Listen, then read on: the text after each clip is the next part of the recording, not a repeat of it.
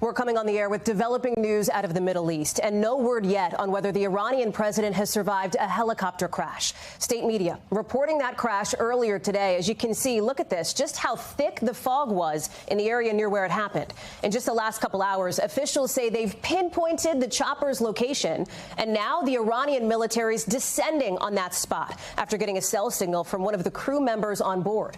Leaders in Iran asking for prayers as the White House says President Biden's been briefed on this now hours-long urgent search in a region already on edge. You can see where it happened in northern Iran, close to the border with Azerbaijan, where the Iranian president had been making a visit. Keir Simmons is in the region and starts us off tonight. Battling murky conditions, Iranian rescue teams racing to reach the remote site. Severely restricted visibility that Iran's interior minister says caused the crash. Initially reassuring Iranian TV it was a hard landing due to weather and fog.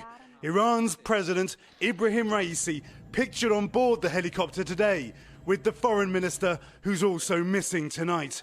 The country's second most powerful leader appearing in front of the cameras at the inauguration of a new dam, hours before his helicopter went down in the mountainous terrain, according to Iranian state media. Already, Iranians holding mass prayers for their president, a hardliner who's been talked about as a possible successor to Iran's 85-year-old supreme leader. Tonight, Ayatollah Khamenei telling his country, we hope God returns our dear president, and assuring them there will be no disturbances on the country's affairs. Their leadership has seen a brutal crackdown during mass protests after the death of a 22-year-old Iranian woman. Last year, Leicester sat down with Raisi, discussing the release of American prisoners held in Iran. Are they healthy? Are they well?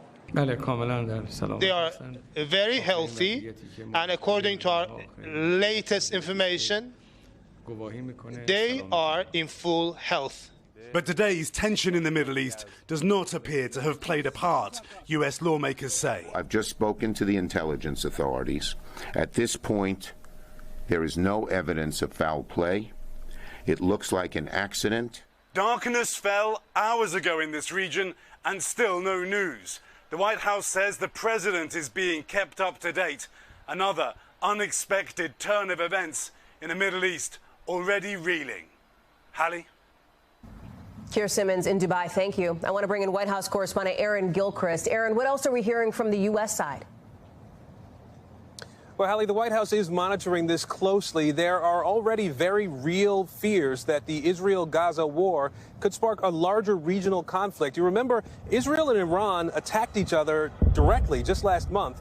The president's national security advisor is in Israel this weekend working to get a ceasefire and contain any conflict, and the death of Iran's president could further destabilize that region. Hallie? Thanks for watching. Stay updated about breaking news and top stories on the NBC News app or follow us on social media.